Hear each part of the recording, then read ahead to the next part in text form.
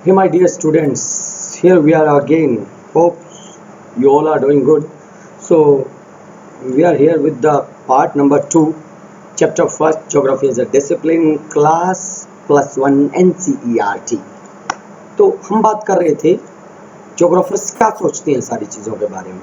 ठीक है, तो जब एक जोग्राफर किसी चीज़ की स्टडी करनी शुरू करता है तो उसी पार्टिकुलर उसी चीज़ के बारे में क्या उसका रिलेशन है, क्यों वो बना, किस लिए बना, कहाँ पे बना, क्या रीज़न है इसके बनने के पीछे, ये सारी चीज़ों का जो स्टडी है, जो अध्ययन है वो करता है। ठीक है, तो देखो, study the association with other factors, मतलब अगर वो पृथ्वी के बारे में जान रहे हैं, अगर वो अर्थ के बारे में जान रहे हैं तो वो अर्थ से एसोसिएट मतलब अर्थ से जुड़ी हर चीज़ के बारे में जानेंगे कि अर्थ जो है वो स्पेस में है, स्पेस में किस तरीके से बनी, स्पेस में जैसे हमें पता चला गैलेक्सी के बारे में क्यों पता चला, क्योंकि ज्योग्राफर ने वो चीज़ ढूंढने की कोशिश की और उन्हें ढूंढा। दैट्स वाई हमें पता चला है कि हमारी अर्थ जो है वो मिल्की वे नामक गैलेक्सी में है और उस गैलेक्सी की जो शेप है वो सर्पिलाकार है, स्पाइरल है। Now for example, cropping pattern differ from region to region. Example बताया गया है कि जो फसल उगाने का जो पैटर्न है, जो तरीका है, वो अलग अलग है रीजन के हिसाब से, but the variation in cropping pattern as phenomenon is related variation in soil. मगर ये जो पैटर्न तभी चेंज होगा जब मिट्टी में चेंज होगा। जैसे कि गुजरात के अंदर काली मिट्टी है तो लोग उस काली मिट्टी में कपास ही लगाएंगे, वहां पे धान नहीं लगा सकते। ठीक है, क्लाइमेट भी मायने रखता है।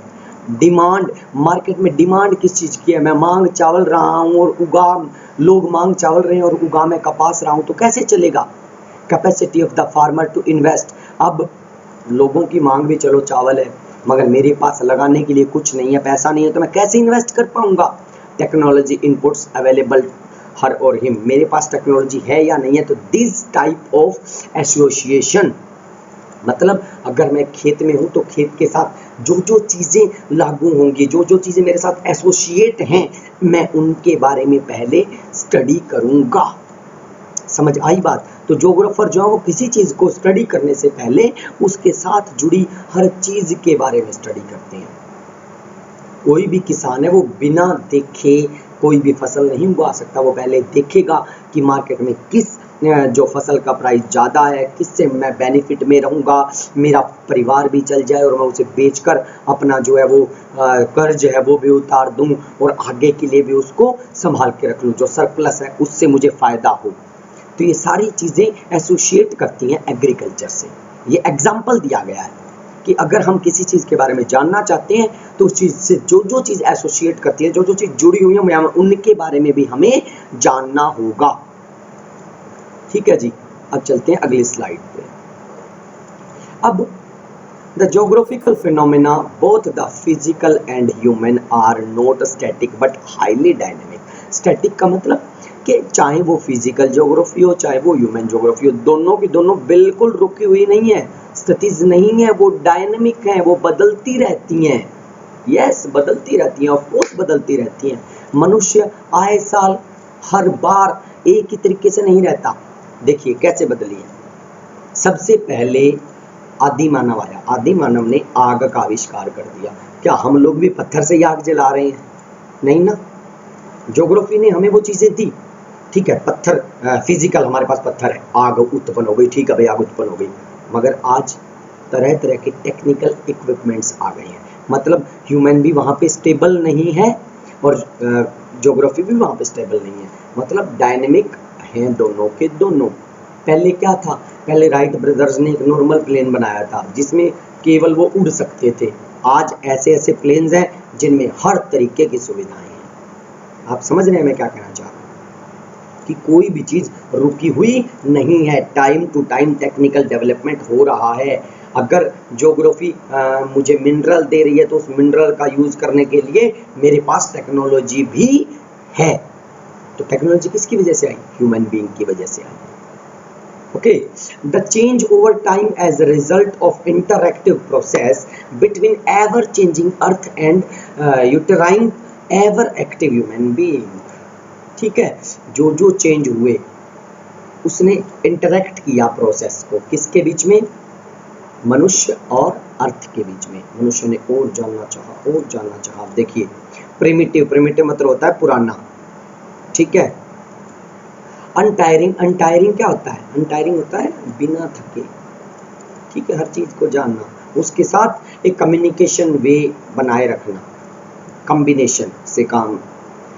तो प्रिमिटिव ह्यूमन सोसाइटी, पुराने समय के जो लोग थे, समाज के जो लोग थे, वो directly dependent on their immediate environment, वो डायरेक्टली डिपेंड थे अपने इन्वायरमेंट के, मतलब कि जो प्रकृति उन्हें दे रही है ना, वही वो उससे अडॉप्ट कर रहे हैं कि बस माता तूने दे दिया, तुमने हमारा भला कर दिया, तुमने हमें दे दिया, तुमने भला कर दिया और हम ये काम कर रहे हैं।